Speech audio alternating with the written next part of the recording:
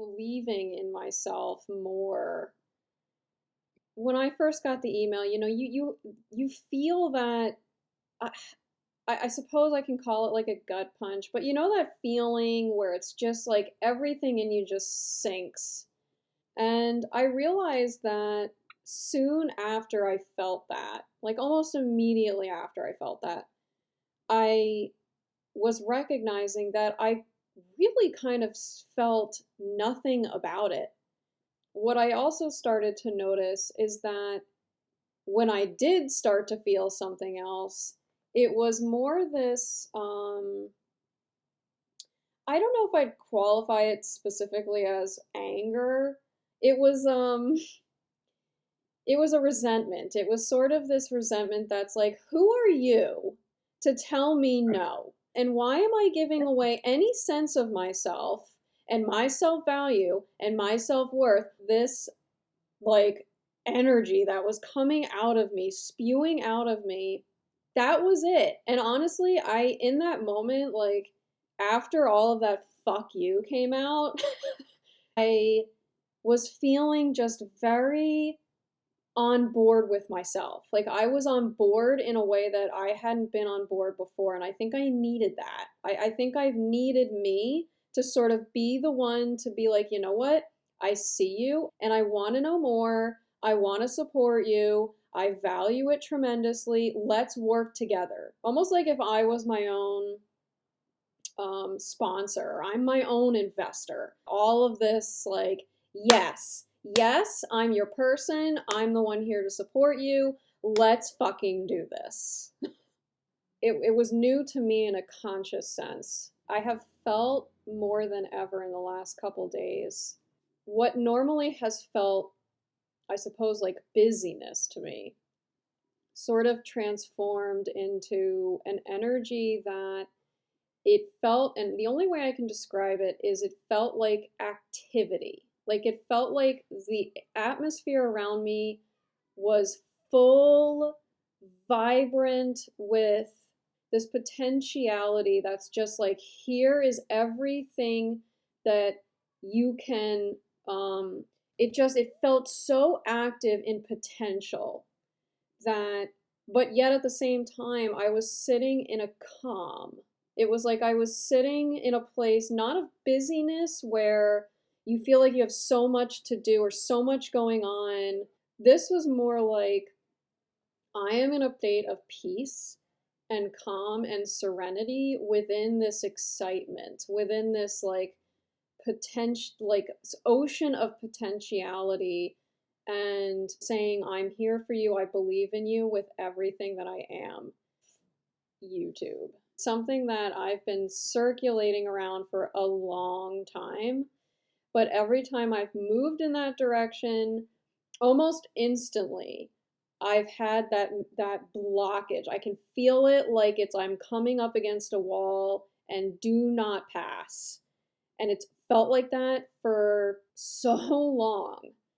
I feel like I'm breaking through that wall, and I'm in a place now where I've made more progress in that direction than I ever have, and I feel fine. I feel like it's been fun, it's been enjoyable, and I actually feel excited.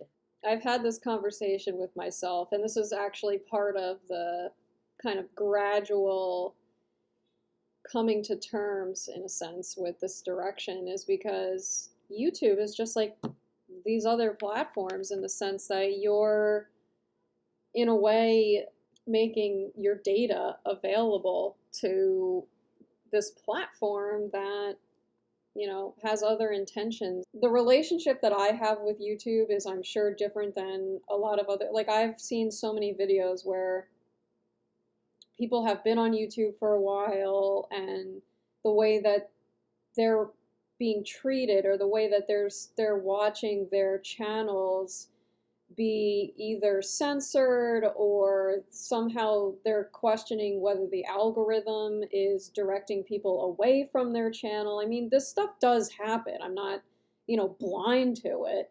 At the same time, I'm not specifically going into this because I'm expecting anything. Perhaps it would be disingenuous for me to say that eyeballs don't matter. However, how do I reconcile going into something without any expectations, like without, I guess, a specific projection of an outcome that I want to happen? Like, how do I reconcile going into something?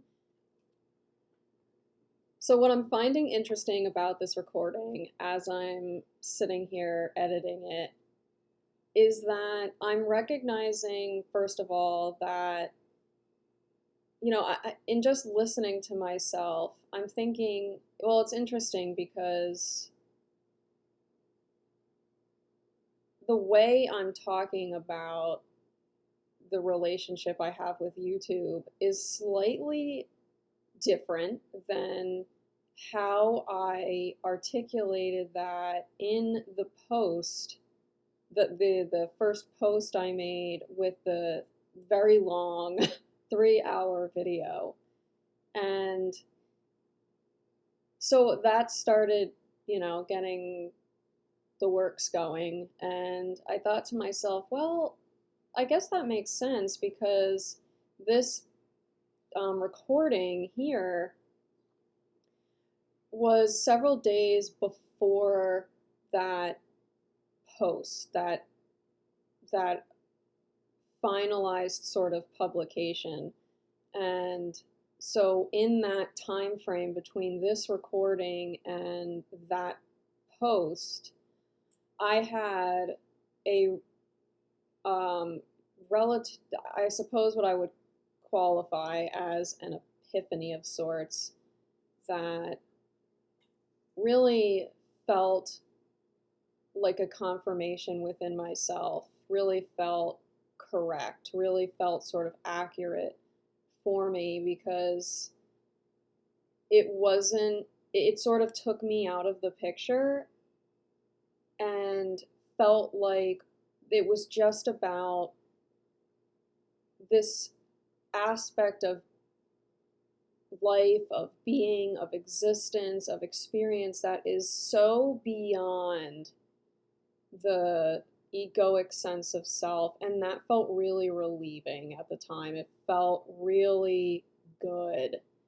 And so that sensation is what's driving all of this forward. And the human sense of self is kind of like puttering along. Like, okay, yes, I'm on board. I have my reservations. However, I trust in this. I trust in this process. I trust in that sensation of that which is well beyond me. The sense of me. And so what I really was riffing off of before I started recording was that several weeks ago, I had been having a conversation with myself about YouTube, about my relationship with YouTube, and in which I spoke out loud the intention that if YouTube was going to be a conduit, so to speak, that felt right, that felt like it was the right fit, and as a conduit, as a vessel, as a means of communication, transportation. And so as I was recalling this conversation from weeks ago, I said to myself, you know what? That's actually very analogous to how I'm sort of looking at the human sense of self, that human, egoic, very contracted perception of reality from a very, very subjective lens. And that sort of egoic human vessel was very analogous to how I was starting to recall looking at YouTube, and how YouTube was not intended as the be all end all, goal. The it wasn't what everything was about, per se. It wasn't as though everything that this direction was moving toward, or what I was feeling in the presence of the moment, in the present.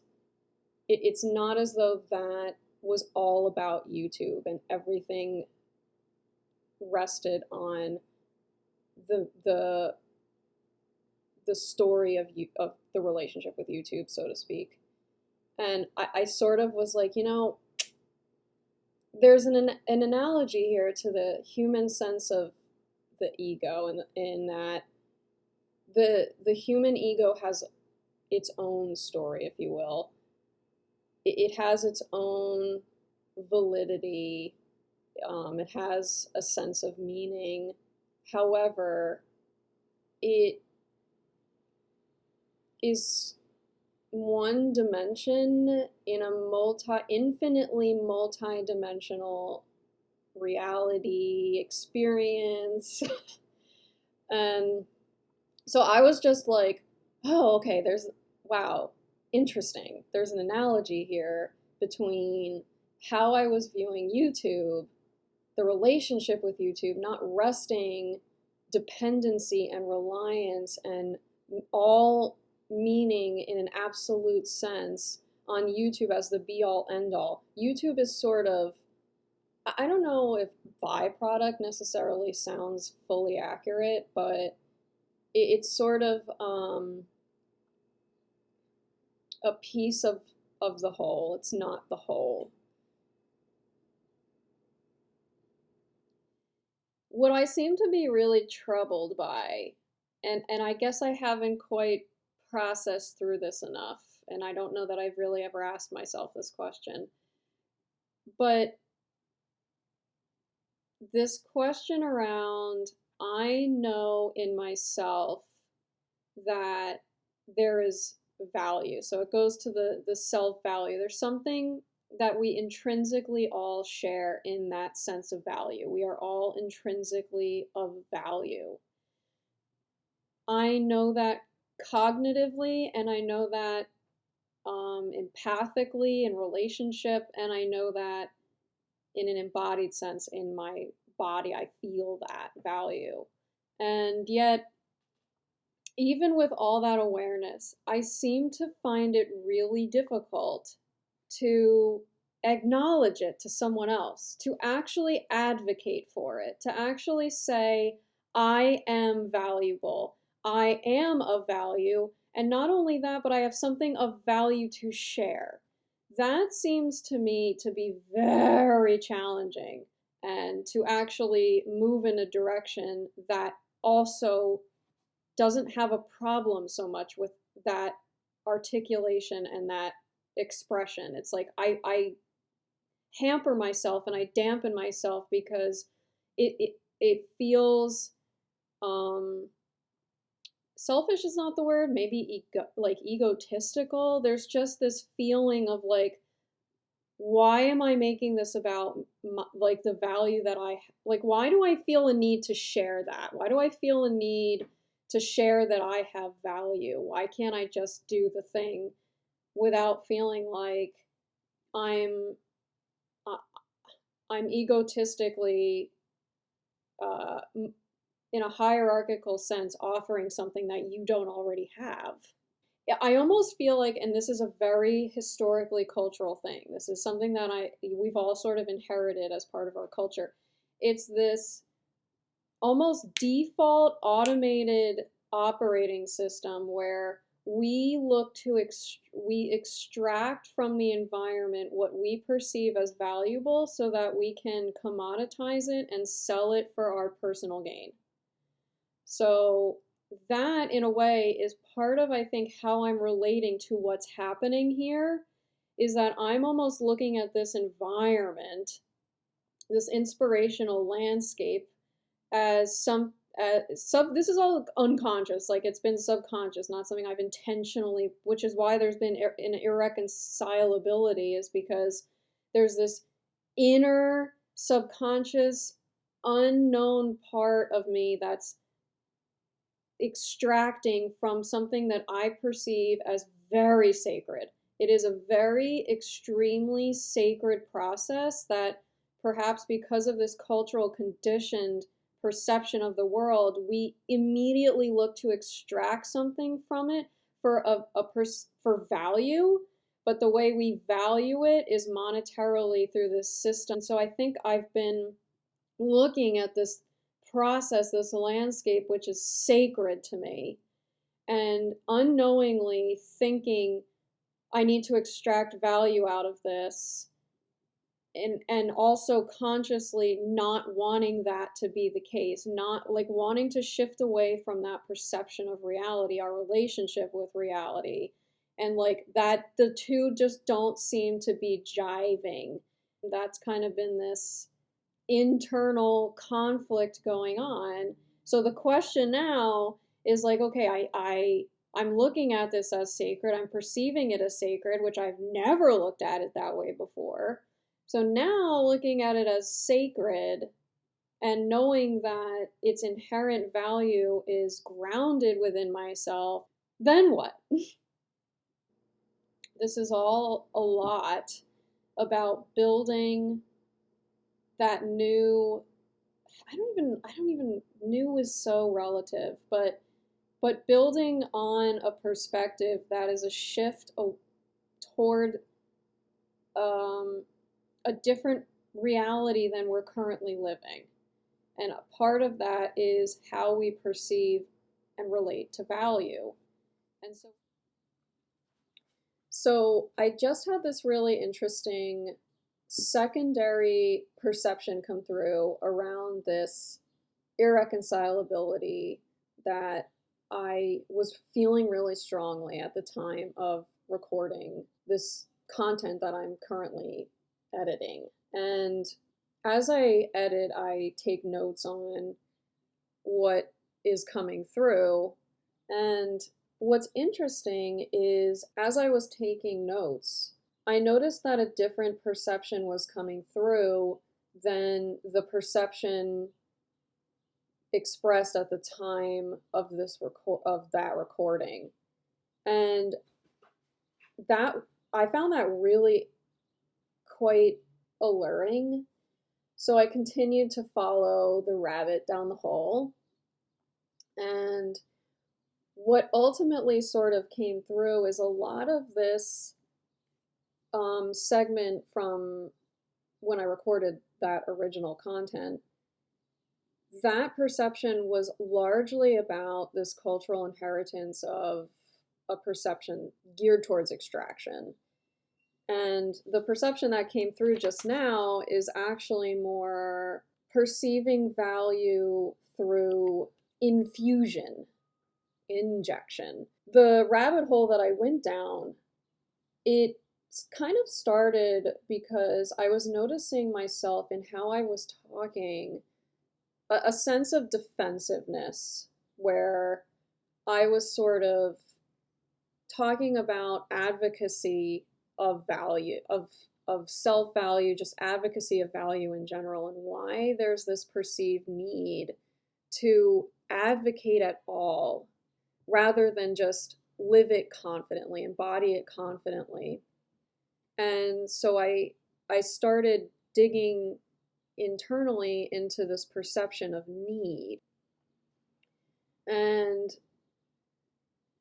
that led to this notion of am I trying to persuade myself? Is this a persuasion tactic? Is this a sort of subconscious, subliminal perhaps, tendency, pattern of persuading myself? And it's very subconscious. I'm not intending, I'm not aware of that on a conscious level. And so then I started asking, why am I trying to persuade myself of what I already know?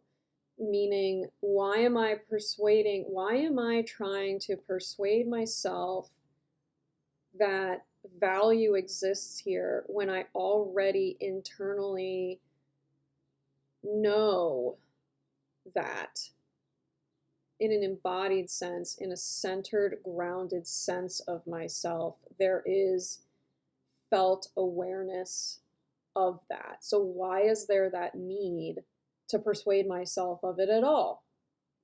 So that sense of irreconcilability, where there's this really strongly felt need, yet there is this also felt calm, relaxed presence in that knowing already.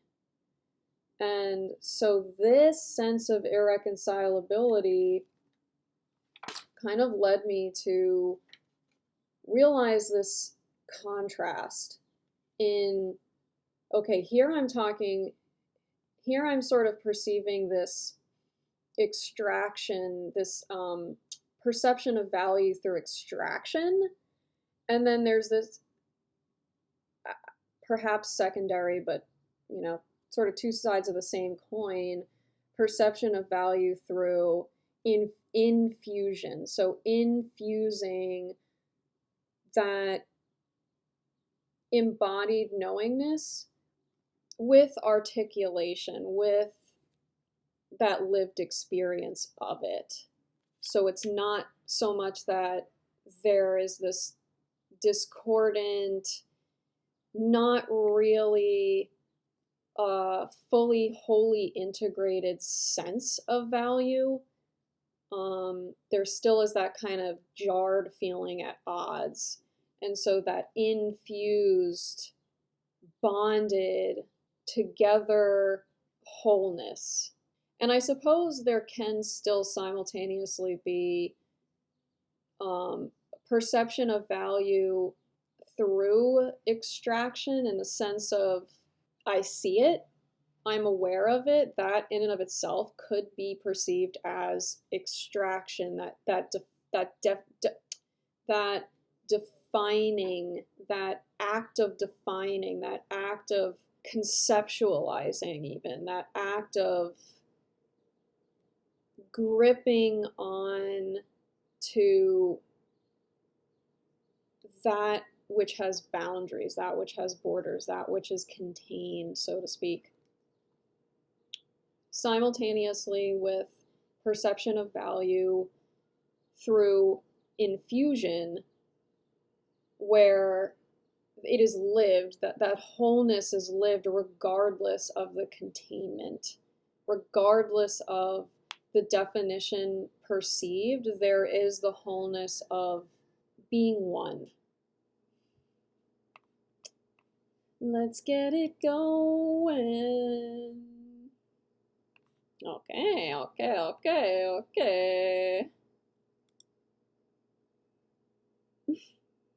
This reminds me of what I heard commented on several weeks ago about, I believe it was the Ford brand, the Ford vehicle brand. That might be inaccurate, but anyway. Someone was commenting about how there is a plan in the works for, it spans about 10 years or something like that. And the plan is to shift away from producing personal use vehicles for fleet vehicles. And this is just reminding me of that. And every time I see these partnerships with CDTA, I recall that commentary. I don't feel as though expansion of CDTA's partnerships is inherently bad or wrong. It's just that I question the motive, I question the agenda, so to speak, and what their bigger picture vision is for CDTA. and how much of that vision really integrates the desires of who they are in service to. And by those desires, one of which, so to speak, being a sense of liberation, a sense of freedom of movement. And that can go down a rabbit hole of legalities and what it means legally, so to speak, within the legal framework to have a right to movement, or a right to free movement, both in your person and in the flow of commerce. I here am more referencing just that fundamental, I don't even know that I'd frame it as a right. It's a fundamental essence of being. It's just an inherent quality. It's an inherent aspect of what it is to be. I sort of am feel myself struggling to articulate that, but it's fundamental. It's a fundamental right. And I say right like that because right has this connotation of having some external source provide it, having an external source validate it, having an external source give permission, give acknowledgement that that exists. I'm not intending to insinuate that that's wrong per se. It's just the way that the fundamental essence is related to in the human experience feels a bit discordant. And there is ripe ground for exploration there, in a deeper sense. Damn. Wow. Are tacos and burritos sandwiches? A judge in Indiana ruled yes.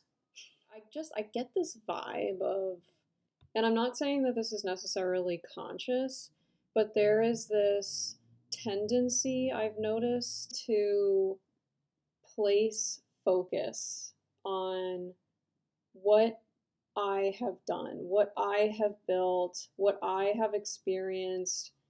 It's a very one-sided conversation that narrates one person's sort of experience. It narrates their experience in a way that is self-promotive. And I'm not saying that's inherently wrong per se. It's just there's a certain quality to that sort of style of communication that is a bit off-putting. It's subtle. It's a very subtle presentation of, this is why you should listen to me. Is educational for you. It's almost like a teacher who, someone who's in a teacher role, so to speak, and never really felt heard in the way that they deeply desired to be heard. I'm also not saying that I haven't, I'd be a hypocrite if I said, oh, that's not me and I've never done that, and et cetera, et cetera. I'm sure there have been plenty of moments where in conversation with others, or even in conversation with myself, there's sort of been this narrative, this air, this energy, this quality of presentation, so to speak, that perhaps subtle, yet even so is looking to teach, looking to guide, looking to educate, looking for that kind of validation, for someone to listen and to sit there and be like, yes, it's I don't know if I'd say it's arrogance per se. It's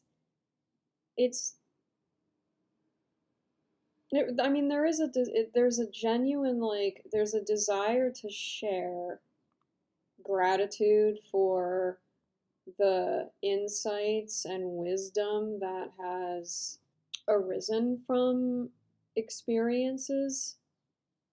I think I'm gonna put a pause for now.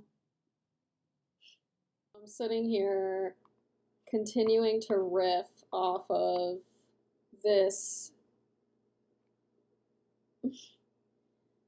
this perception around deep listening and deep inquiry and the balance. I don't know, it kind of feels like there's this energy here that wants to continue expressing. It doesn't feel finished, so to speak. I was just thinking about this conversation that I had with a gentleman on the street here a couple weeks ago that I randomly sort of came across. I was just taking a walk, and there was this older man sitting on a corner of one of the streets, and I just said hello, and we began conversing.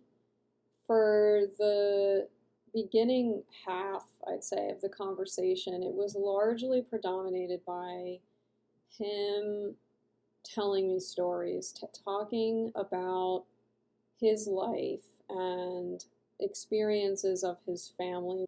But towards the later half of our conversation, he started asking me questions about myself. I also noticed that when asked about myself, I have this sort of operating system that looks to really speed up what I'm saying because of a I don't even know that I'd call it subconscious at this point, but it's just this tendency to get cut off.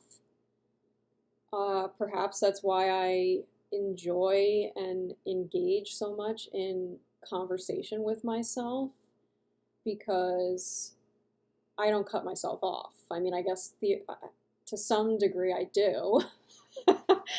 I am cutting myself off, funnily enough. But I guess I just mean that in the flow, in the stream of consciousness being expressed, I'm sort of simultaneously deeply listening to the stream of consciousness as it's flowing and expressing that stream of consciousness as it's flowing. So I would sort of have to, I don't know, so there's bifurcate, so I'm just going to say trifurcate. I would almost have to split into like 3 dimensions of myself to express, deeply listen, and deeply inquire simultaneously. So I suppose it's that deep inquiry that I cut myself off with.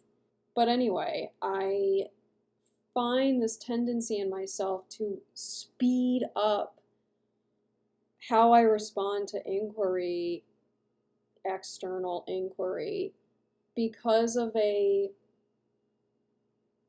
historical experience of being cut off before I have finished the thought or finished the stream. So, in conversation with this gentleman, I noticed myself engaging in that tendency to speed up my answer, to be quick, pithy, cursory in my response. And what struck me was that he followed up, he may have gone into, narrative about or reflection on his personal experience in response to what I commented about. However, he then followed up with another question about myself. And not only did he follow up with a question, but first he prefaced it with, sort of re-articulating what I had previously said about myself. For example, if I said, oh, I moved to Troy from Portland, Oregon, where I had been living for 3 years, etc., etc. After he reflected upon that through his personal experience, he would reiterate and say, so you moved here from Portland, and so now what are you engaging in? So there was this, and I loved that. Oh my God. I loved that he was engaging in, he was communicating in that way. And this is something I was talking about recently in another conversation I was having about not only deeply listening, but that reiteration of what you heard another express, sort of to lay that groundwork of acknowledging deep listening. Yes, I am deeply listening to you. Yes, I am present in this moment, deeply listening to the expression, to what is emerging in this expression. And not only that, but in after that reiteration, to deeply inquire. And I'm not saying that deep inquiry, like there's a linearity, that there's like this successive linearity. I'm not saying that any particular aspect is absolutely necessary in a sort of formulaic process or strategy. It's just that experience of communication and engagement with another where there is deep listening and there is um, that sense of being heard, and there is that deep inquiry, that kind of exchange to me felt so good and so inviting, so encouraging, so motivating, so familiar, and just really comforting. And I felt, even though I had never met this man before, I felt like this intimate connection had formed already. There was this feeling of being close friends, and there was a safety in that. So that was really nice. And so I'm just kind of, that moment came to me as I was continuing to reflect upon this energy, um, about deep listening and the experiences of being in conversation where it doesn't really feel like that's happening, where it almost feels like there is a presence in communication with someone. There's a presence that is dominating the conversation, dominating the dialogue. And I I intend consciously, I consciously intend to reflect on how I communicate with others, how I communicate with myself, because that has been a tendency that I too have engaged in an enormous, I feel like I can never properly say that word. Maybe one day. Or is it ordinate? Inordinate amount of time. Yeah, so there's been a release. So, yes, I will now find something to eat because I am feeling hunger. I suppose I spoke too soon because I'm making my oatmeal and this energy came up again. And so in having conversation with it, talking to it, that energy, what came through is that it's sort of this very subtle, there is a very subtle, shadowy teacher energy. And I'm uh, I'm saying this to acknowledge the intention, to call it out in myself, to be aware of it, because I have sensed that energy several times in different conversations I've had with different people. And it's now that I'm sort of speaking to it, so to speak. I'm sort of talking to it and, dare I say, naming it. Now, this naming it is its own rabbit hole. Naming it actually helps me be able to acknowledge that that energy exists within myself in some semblance of a, cogn- a cognitively understood framework, so that I can say to myself, okay, I acknowledge that this energy exists. I acknowledge that this energy exists within myself. And the intention consciously for me is to be aware of when that energy is expressing within myself. And I'm not saying be aware of it because I have this desire to eradicate it. I am not intending to label it as wrong or project any kind of rejection onto this energy, like, no, you stay away, don't ever come close to me.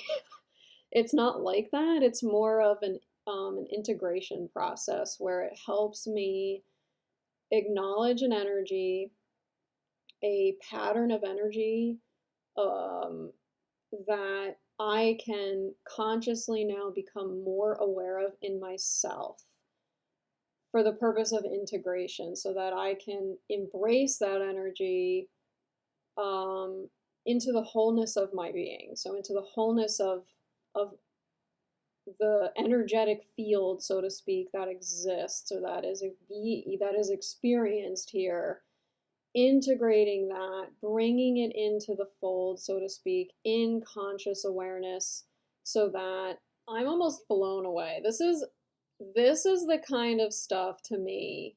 I was just sitting here, like, still taking notes. I felt shocked that I was sort of witnessing myself living an example of what I was just expressing in terms of extraction and infusion.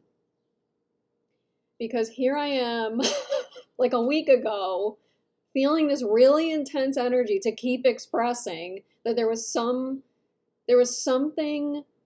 desiring to come out that hadn't quite done so. And I felt it. I felt it internally, which is why I kept sitting down while I was cooking oatmeal. I kept sitting down to record this expression, even though at the time, cognitively, there was no understanding of why that urge felt so strong, but I trusted it.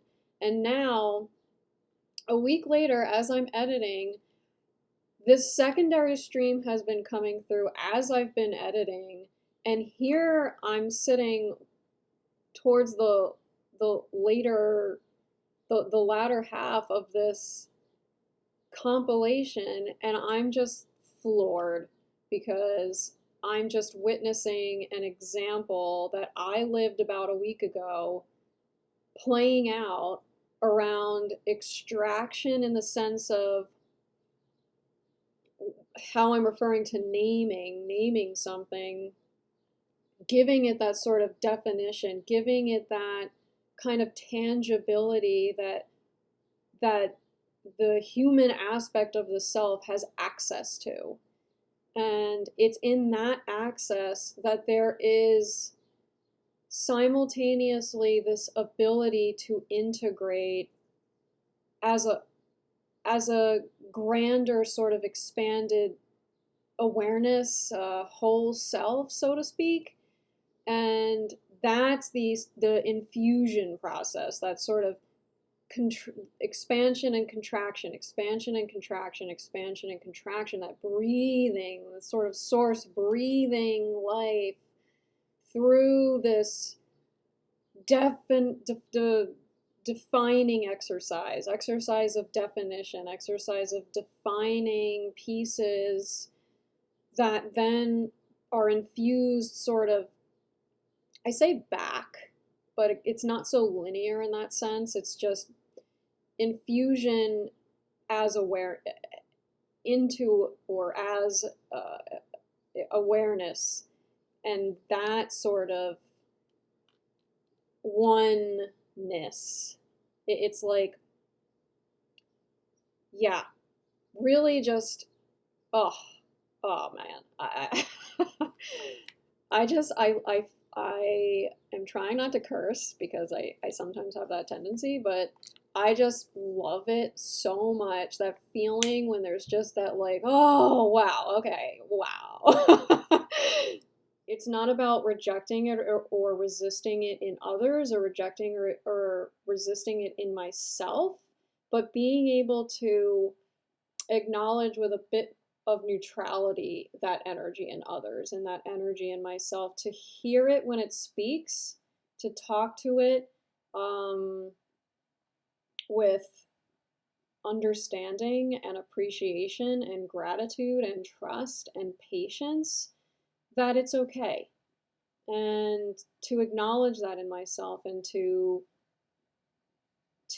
love that in myself. And so to be able to see that in others helps mirror it back at myself, so that I reflect on it and say, okay, it's okay. It's integrated. I am letting it go. I am consciously intending to let that go and move on. I suppose that in a way is what deep listening is really all about. It seems like or at least it feels like perhaps it is a lot about listening to content, listening to the substance of communication, the words, so to speak. But it's also about perhaps listening to energy, listening to the energetic exchange. In a sense, deep listening is more, I suppose, deep feeling. So maybe maybe there's the deep listening interlocked with this deep sensing, and the two kind of simultaneously partnering, combining, working together, collaborating, co-creating, coexisting, just together. That reception, that receptiveness is really, it's so, that to me is the reading between the lines. That's leaning into sort of unseen, perhaps unspoken landscape of experience, of reality. I love exploring it. I love exploring that in myself. I love seeing, I love witnessing and observing that informative process shaping the response ability here, and then being able to more deeply connect with myself, with others, so to speak, forming that deep connection, even without words, is so valuable. Kind of just seems like it's a lot about that energetic exchange, the energetic communication, the energetic reflection, how deep listening, once that energy is really acknowledged and integrated within the self, that deep connection to the self is then reflected outward as informed deep listening to another, so that when you're in conversation with someone, you may feel that energy, and I'm saying you, but it's just a generalized you.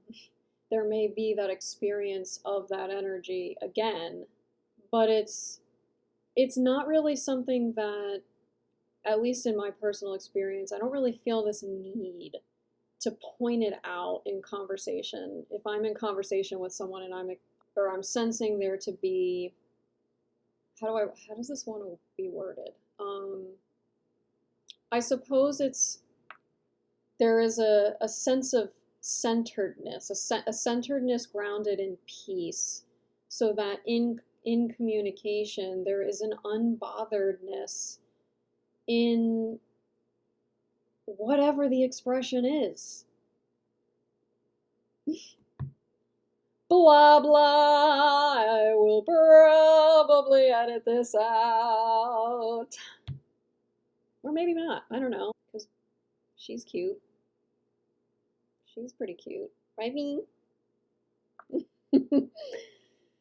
Okay, time for oatmeal. Eating oatmeal.